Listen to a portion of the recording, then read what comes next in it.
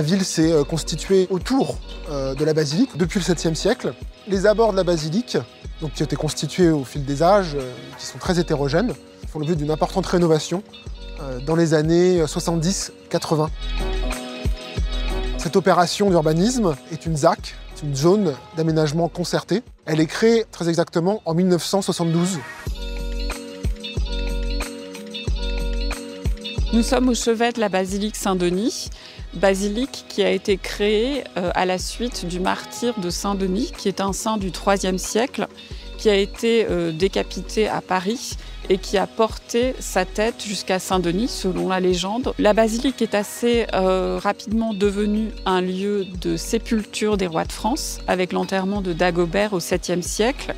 Et elle a surtout pris son essor au moment où l'abbé Suger l'a reconstruit à partir du début du XIIe siècle. Saint-Denis est considéré comme un des lieux où l'architecture gothique est inventée.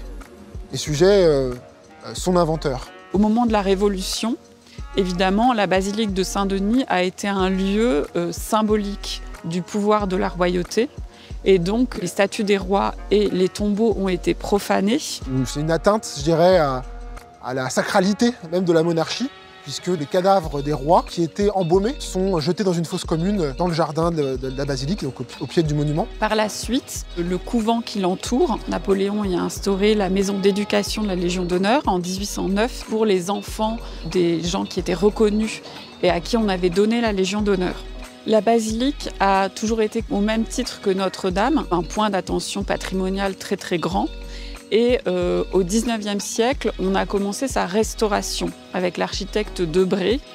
Dans les années 1840, la tour nord s'est effondrée et Debré a été démis de ses fonctions au profit de l'architecte Viollet-le-Duc. Il faut savoir aussi que l'architecture gothique et médiévale a été beaucoup dénigrée, notamment au XVIIIe siècle, mais que le service des monuments historiques qu'on connaît aujourd'hui s'est construit dans les années 1840 sur la reconnaissance précisément de cette architecture médiévale.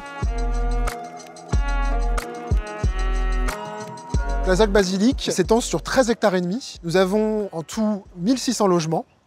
90% d'entre eux sont du logement social. Et nous avons également un centre commercial d'environ 26 000 m². La ZAC basilique est née en 1972 pour résorber un problème urbain qui était celui d'un îlot insalubre.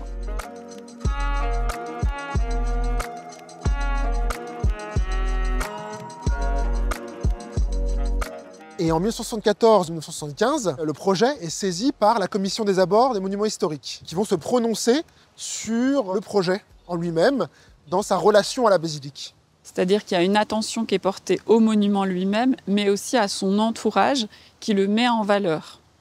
Donc dans un périmètre de 500 mètres et en co-visibilité avec le monument, tous les travaux qui sont mis en place sont sous contrôle de l'architecte des bâtiments de France. C'est pour cette raison que d'abord la hauteur des bâtiments a été limitée et de façon générale, tout ce qui est construit autour des monuments doit s'effacer par rapport aux monuments. Et en fait, il y a eu des débats qui ont abouti à conserver, par exemple, un matériau similaire pour tout ce qui était en abord. Et c'est Jacques Bardet qui a mis en place une sorte de grille avec des parements de pierre similaires à la basilique pour créer une transition entre la ZAC basilique et le monument.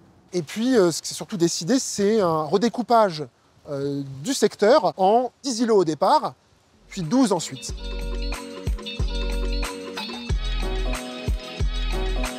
Les architectes qui sont désignés sont pour l'îlot 3, Jacques Bardet, donc qui est en vis-à-vis du flanc nord de la basilique. C'est une opération de logement social. Nous avons aussi l'extension de l'hôtel de ville, qui va lui faire l'objet d'un concours en 1985, remporté par Henri Gaudin. Et un dialogue aussi avec la basilique a été exigé.